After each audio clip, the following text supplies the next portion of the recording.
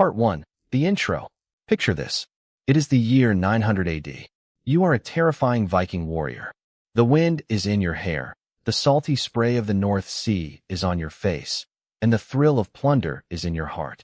You step off your magnificent longship, ready to strike fear into the hearts of your enemies, raise your battle axe, and scream your war cry.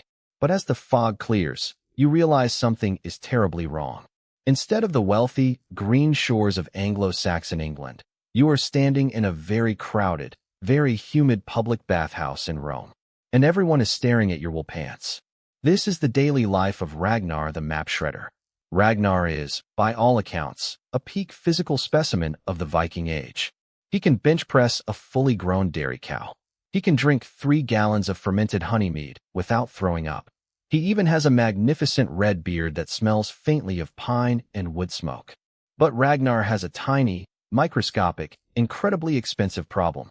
He has the navigational skills of a blindfolded squirrel inside a washing machine. To put this in perspective, Ragnar once set out to walk to his own outdoor outhouse, which was located exactly 12 yards behind his kitchen. 3 days later, he was rescued by a search party of highly confused sheep 3 miles up a freezing mountain. Ragnar did not find this embarrassing. He simply claimed the mountain had sneaked up on him. But in a world where your entire survival depends on sailing across trackless oceans using nothing but the stars and a wet finger in the wind, having a captain who gets lost in his own hallway is a recipe for absolute, hilarious disaster. Let us dive into how Ragnar became the legendarily lost explorer of the North. Part 2. The Backstory. To understand how Ragnar became this way, we have to look at the world he grew up in. The Viking Age was a time of massive expansion. Scandinavian populations were booming, agricultural land was scarce, and the local kings were constantly fighting. The solution? Go west, young man. Or east. Or really anywhere that had gold and monasteries filled with monks who did not know how to fight back. Ragnar's father was Halvar the Straight Shooter, a man who could sail from Norway to Iceland in a straight line while asleep. Halvar expected great things from his firstborn son. On Ragnar's 8th birthday, his father handed him a wooden toy longship and told him to sail it across the local duck pond. Ragnar managed to launch the toy, turn around to wave at his dad, walk directly into a well, and fall 20 feet down. This was a foreshadowing of things to come.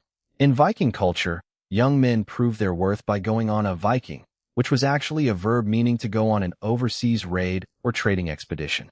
It was a highly organized business venture. They used revolutionary longships, or drakkar, which had shallow drafts. This meant they could sail in deep oceans but also row right up shallow rivers, allowing them to surprise villages before anyone could yell, "Look out!" Angry men in woolen tunics. To navigate these open waters, Vikings did not have compasses. They used the sun, the stars, the flight patterns of migrating birds, the color of the water, and even the behavior of whales. If a whale swam west, you followed it. Unless you were Ragnar.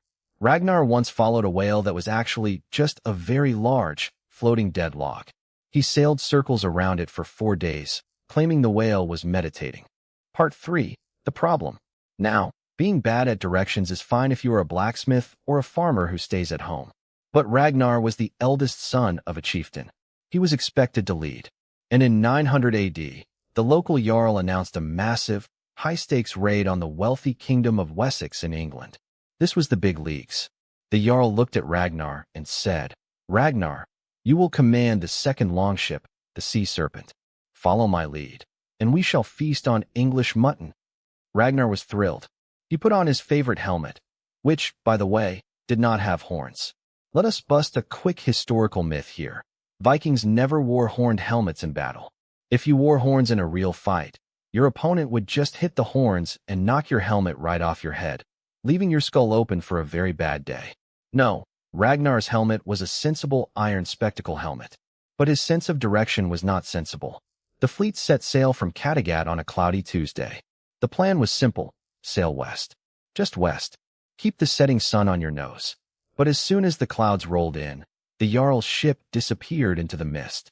Ragnar was left in charge of his own vessel, packed with 30 sweaty, bloodthirsty warriors and Olaf, the highly anxious cartographer.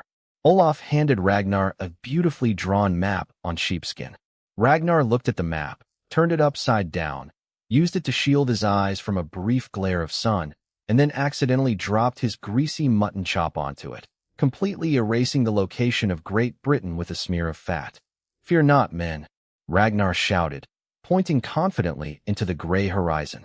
"I know exactly where we are going." They were currently heading north-northeast, straight toward the Arctic Circle. Part 4. The Attempts to Solve. For the next 3 weeks, Ragnar's crew experienced a masterclass in navigational failure. Attempt number 1 to fix the situation involved the legendary Viking sunstone. This was a piece of Iceland spar, a transparent crystal that could detect the polarization of sunlight even through thick fog. Astrid, Ragnar's wife, had specifically packed one in his travel bag, next to his clean underwear. Ragnar pulled out the crystal, held it up to his eye, and declared, "Behold, the magic stone shows the sun is directly below us." Olaf the cartographer gently pointed out that Ragnar was actually looking at a highly polished lump of rock salt he had picked up from the kitchen. Ragnar had eaten the actual sunstone the day before, mistaking it for a hard piece of dried fish. Attempt number 2 was the bird method. Vikings would often keep ravens on board. If they got lost, they would release a raven. Since birds hate water, the raven would fly toward the nearest land, showing the sailors which way to go. Ragnar proudly opened the birdcage and released his prize raven, whom he had named GPS. The raven flew out, circled the mast once, looked at the endless, empty ocean, looked at Ragnar's confused face, and immediately flew back into the cage, slammed the door shut, and pulled a small blanket over its head. The raven had given up. Attempt number 3 involved asking for directions. Yes, even in 900 AD, men refused to do this, but the crew forced Ragnar's hand when they ran out of fresh water. They spotted a small fishing boat. Ragnar rowed over and yelled in Old Norse, "Excuse me, good sir, which way to the Anglo-Saxon gold?" The fisherman, who was actually a terrified Gaelic monk off the coast of Scotland, screamed, threw his catch of cod at Ragnar's face, and rowed away in terror.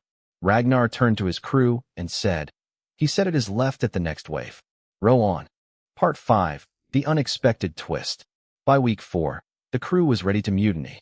They had eaten all the salted pork, they were drinking rainwater, and they had sailed so far off course that the water was starting to have large chunks of ice floating in it. Olaf the cartographer was crying over his greasy sheepskin. But just as the crew raised their axes to depose Ragnar, a massive storm hit. The sky turned black, the waves grew as tall as pine trees, and the sea serpent was tossed around like a twig in a puddle. Ragnar stood at the steering oar, laughing maniacally because he thought the storm was a sign of favor from Thor. In reality, the storm dragged them thousands of miles south, blowing them through the Straits of Gibraltar and deep into the Mediterranean Sea. When the storm finally cleared, the sun was shining. The water was a brilliant turquoise blue, and the air smelled of oranges and olive oil. The crew gasped. Towering before them were giant stone walls, glittering gold domes, and massive marble harbors. It was Constantinople, known to the Vikings as Miklagard, the great city. Ragnar landed his battered longship at the imperial docks. He stepped onto the marble pier, looked at a local merchant wearing a silk toga, and said, "Ah, Wessex at last. The English have really upgraded their architecture." Before the crew could explain that this was definitely not England, a troop of elite guards surrounded them. But they were not here to fight. The Byzantine Emperor, Leo the Wise, was currently recruiting for his personal bodyguard unit, the famous Varangian Guard. The emperor loved hiring giant, terrifying Scandinavian warriors because they were incredibly loyal, terrifying to his enemies, and had no interest in local political conspiracies. The emperor looked at Ragnar's massive frame and confused, fearless expression and offered him a bag of solid gold coins on the spot. Part 6. The Resolution. Ragnar looked at the gold, looked at the sunny weather, and looked at his crew. "See," Ragnar boasted to his men, "I told you I knew a shortcut." Ragnar and his crew stayed in Constantinople for 5 years, serving as the elite Varangian Guard. They wore silk uniforms, drank fine Byzantine wine, and guarded the emperor's palace. Ragnar became a legendary hero in the city, mostly because during battles, he would get so confused about where the retreat line was that he would accidentally charge directly into the enemy army, thinking he was heading toward the buffet. This made him look incredibly brave. Back in Denmark, Astrid received a letter from Ragnar, written on a piece of expensive Egyptian papyrus. It read, "My dearest Astrid, England is lovely. The people wear dresses, the mead is made of grapes, and the sun is very warm. I will be home soon. I am just going to step out to the local market for some spices. I should be back in 10 minutes. Astrid looked out the window at the bleak, freezing Danish rain, sighed, shook her head, and went back to feeding the chickens. And the moral of the story? If you're going to get lost, make sure you get lost so spectacularly that you end up rich, famous, and wearing silk. Just remember to leave the map at home, because sometimes the best destinations are the ones you did not even know existed.